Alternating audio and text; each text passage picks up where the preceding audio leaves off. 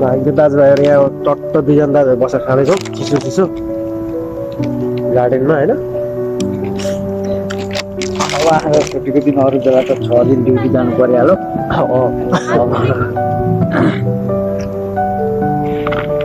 हप्तामा एकचोटि बल्ल बल्ल छुट्टी हुन्छ। शान्त क्या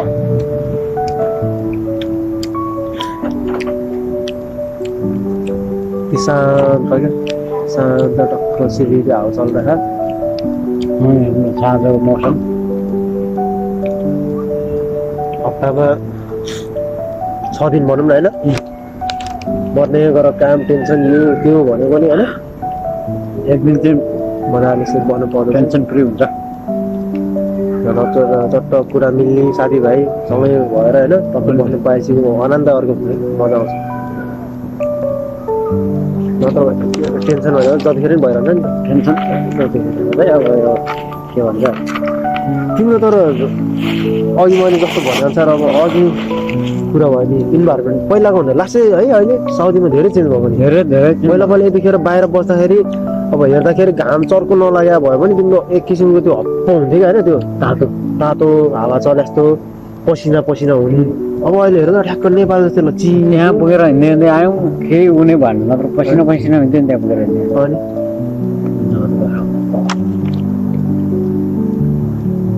अहिले अब पहिला निस्किने बित्तिकै यसो निस्केर बाहिरतिर हिँड्यो भने 5 मिनटमा शरीरहरू च्यापच्याप हुन्थ्यो पसिना आएर। अब अहिले पुरा शीतल छ यार। मार्च आज कति तारिक है? 7-8 तारिक। 7 तारिक जे होस् विदेशी परदेशी जिन्दगी गयो है। आज हिजोको अस्ति भर्खर आएको जस्तो लाग्दैन नि यार। हिजो अस्ति आयो जस्तो लाग्थ्यो अरे अब टाइम भन्यो कति चाँडो बित्छ कति चाँडो जान्छ है। मान्छेहरू चाहिँ त्यही दुःख यो त्यो होइन जिम्मेवारी भन्यो यस्तो बनाउला भन्यो उस्तो बनाउला भन्यो भन्दा भन्दै उनीहरूले चाहिँ डाँडा गाडी चलाउँदैछ होइन। यो सिकौँला भने त्यो सिकौँला भने यार सोच न होइन। हिजो अस्ति भर्खरै त यार स्कुल गएको हो नि त साथीभाइहरूसँग होइन। एउटा सानो सानो कुरा पनि खुसी हुने नकमाउनु पर्नेको टेन्सन न यस्तो जोडौला उस्तो जोडौला होइन त केही थिएन त्यस्तो टेन्सन फ्री थियो स्कुलले दिनभरि खेल्यो दुगुरी यता उता होइन। बेलुका भएपछि टक्क आमाले खाना बनाएर राखिहाल्थ्यो। पकाएर आउने नपकाउनु पऱ्यो मलाई टेन्सन नै थिएन। जब माछालाई 5 बाँधी आउन थाल्यो त्यहाँदेखि जिन्दगीको अर्को मोड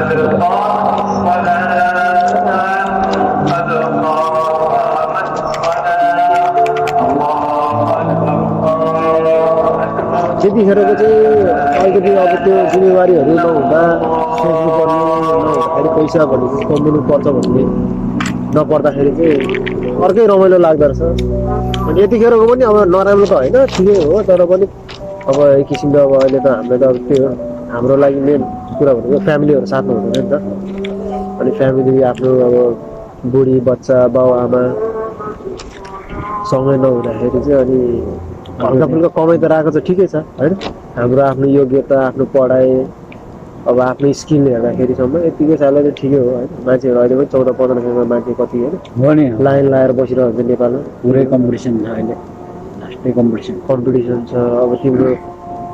1200 1500 1600 खानुको लागि तिम्रो ग्रेजुएसन गरेको डिग्री गरेकोहरू आउँछ अरे नेपालमा। दाइ कस्तो लाइन उ गर्छ यार मेन पावर हुँदै अहिले त। अनि त्यो मान्छे 2-3 लाख रुपियाँ खर्च गरेर उठ्यो अनि 3-4 लाख रुपियाँ खर्च नत्र त अब हुँदै हुँदैन पठाउँदैन।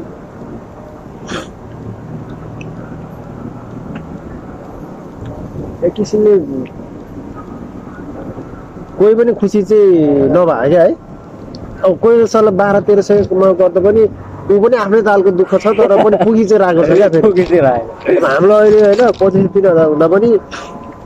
पुगिरहेको छ तर पनि फेरि खुसी चाहिँ छैन फेरि 10,000 कमाउनेले पनि पनि खुसी भएको ऊ पनि छैन फेरि खुसी खुसी त पहिल्यै खोइ अनि त्यो त हामीले चाहिँ पैसामा अनि यस्तो चिज किन्न पाएदेखि यस्तो कुरा भएदेखि यस्तो चाहिँ मैले गर्न पाएदेखि मात्रै खुसी हुन्छ भन्ने चाहिँ त्यो सोचाइ हुँदो रहेछ जुन चाहिँ त्यो चाहिँ गलत जस्तो लाग्यो एउटा त्यो हाम्रो हेर्ने सोचाइ हुन्छ नि लाइफप्रति खुसीको लागि होस् चाहे दुःखको लागि होस् दुःख पनि त खासै भन्यो भने दुःख होइन नि त त्यो एउटा सिकाउने कुरा हो नि त लाइफलाई होइन कुनै चिज तिम्रो लागि अथवा मेरो होस् तिम्रो होस् लाइफमा कुनै कुराहरू आउँछ भने होइन सिचुएसन जुन हामी सोचे जस्तो हुँदैन त्यो भनेको पनि त एउटा त्यो लेसन दिएको हो नि त हामीले टाइममा सही कुरा नगर्दाखेरिको होइन हामीले सही टाइममा सही कुराहरू कदम नचाल्दाहरू दिमाग नपुर्याउँदाको त्यो आएको हो नि त एउटा लाइफले हामीलाई पाठ सिकाउनु खोजेको भनौँ न तर त्यस्तोमा चाहिँ हामी फेरि अतालिन्छौँ होइन डिप्रेसनमा जान्छौँ सोच्छौँ रुन्छौँ कराउँछौँ ए मेरो लाइफ मात्रै खराब भयो होइन त्यतिखेर चाहिँ फेरि सबैको बिर्सिन्छ कस्तो हुन्छ त्यतिखेर हात त बाटोमा हिँडेले नि खाएकै छैन अनि तिनीहरूलाई टेन्सन छैन फेरि हेर्नु आज कमायो आजै खलास भोलि कमायो भोलि नै खायो त्यस्तोलाई त्यो अर्कै छुट्टै उनीहरूको अर्कै मजा छ कमाउ खाऊ सक्यो सोच्नु पनि परेन यस्तो जोड्नु परेन छैन उस्तो जोड्नु परेन छैन तिनीहरूको लाइफ स्टाइल छ कि दिनभरि काम गर्यो भारी बोक्यो यताउता गर्यो बेलुका यसो ज्यान थाकेको छ भनेर सोलबारी हान्यो 1 किलो मासु ल्यायो घर चट्ट बुढीसँग बच्चासँग बस्यो खायो होइन सुत्यो फेरि भोलिपल्ट चाहिँ काम गयो त्यस्तो लाइफको पनि चलिरहेको त्यो मान्छे अब मान्छे भने चाहिँ कस्तो हुन्छ भने अब हामी त अब मान्छेलाई अझै अलिकति अब होइन के अरे जनावरभन्दा अलिकति माथिल्लो रूपमा लिने कारण चाहिँ अब बुद्धि भएर हो एउटा विवेक भएर सोच्न सक्ने शक्ति भएर हो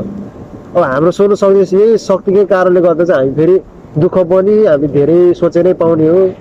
धेरै कुरा जे कुरालाई सोचे यस्तो भएन उस्तो भएन आफूसँग जे छ त्यसमा चाहिँ सोचाइ हुँदैन हाम्रो होइन त्यो भारी बोक्ने मान्छे पनि उसलाई त्यत्रो पैसै छैन कि उसले अब घर म बनाउँछु जग्गा जोड्छु भन्ने उसको कमै हुँदैन त्यत्रो कमाइ उसले सोध्दैन नसोचेपछि टेन्सनै भएन उसको अहिले कमाउने हो खाने हो जुट्ने हो होइन भोलिको लागि भोलि देखाउँछ आएगा हो तिनीहरूले पनि खाएकै छ लाइफ चलिरहेछ एक किसिमले भन्दा त खुसी छ क्या हामी भन्दा अझ धेरै खुसी नि होइन धेरै धेरै धेरै धेरै खुसी अब हाम्रो भने अब कमाइ अलिअलि भएको त भनिन्छ कमाइ त छ होइन अब तर अब के छ भन्ने फेरि न त्यसले ठुल्ठुलो अब हुन्छ नि अब घर जग्गै जोड्न सकेको छ न फ्यामिलीसँग बस्न दिएको छ त्यो कमाइले हामीहरूको मिडियम टाइपमा त्यो बिचमा झुन्डेको मात्र भयो क्या न तलको भयो न धेरै माथिको भयो मिडियम टाइपमा अनि अब यस्तै हो तर यसरी अब कुनै कुरा गर्दाखेरि यसरी बस्न पाउँदा चाहिँ मजा चाहिँ आउँदो रहेछ है एक किसिमले सबैभन्दा सिरसिर हावा चलिरहेको छ हल्का चिसो छ मौसम मार्चको महिना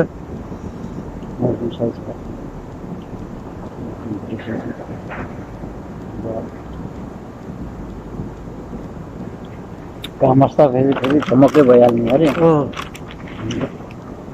त्यहाँ चाहिँ फेरि भिडियोमा चाहिँ खासै देख्दैन रहेछ होइन खासै देख्नु यहाँ घाम डुबेको भन्दा लाइट भयो त्यहाँ चाहिँ लाइट छ दिउँसो देखिरहेको छ है तर घाम चाहिँ यहाँ छैन साथी हो घाम चाहिँ डुबिसक्यो तर यो लाइटले गर्दाखेरि चाहिँ उज्यालो जस्तो देखिरहेको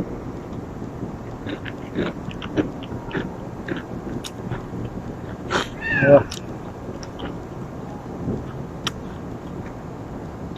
मान्छेहरू हल्का हल्का बाहिर निस्किनु थाल्यो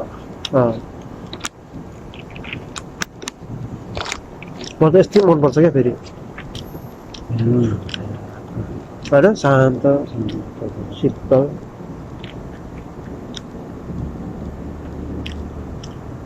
आनन्द छ खै छ नि त यति 6 दिन काम गरेर यसो एक दिन बाहिर निस्क्यो भने हाम्रो त्यो भित्रको ऊ चाहिँ अलिकति बाहिर निस्किन्छ नि यार राष्ट्रिय नत्र त यार रुममै बसेर त लास्ट दिमाग खराब हुन्छ हुन्छ नि दिमागै दिमाग कस्तो फेरि हाम्रो ड्राइभर त सुत्दै सुत्दै गर्छ फेरि त्यसो गर्ने सोधिखेर सुत्दै सुत्दै यार फेरि भयो सुतिहाल्ने आज छुट्टी हो अब त पुरै दिन बिहान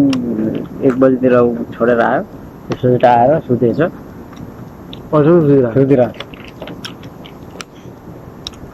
सुन्नु पनि ठिक हो तर धेरै सुन्नु होइन पनि धेरै राम्रो होइन नि यार जिन्दगी के हो र यार सुतेरै बित्ने भए त थिङ्किङै त्यही बनाएपछि त त्यही हुँदो रहेछ कि फेरि क्या बानी जस्तो बनायो हामीले आफ्नो बडीलाई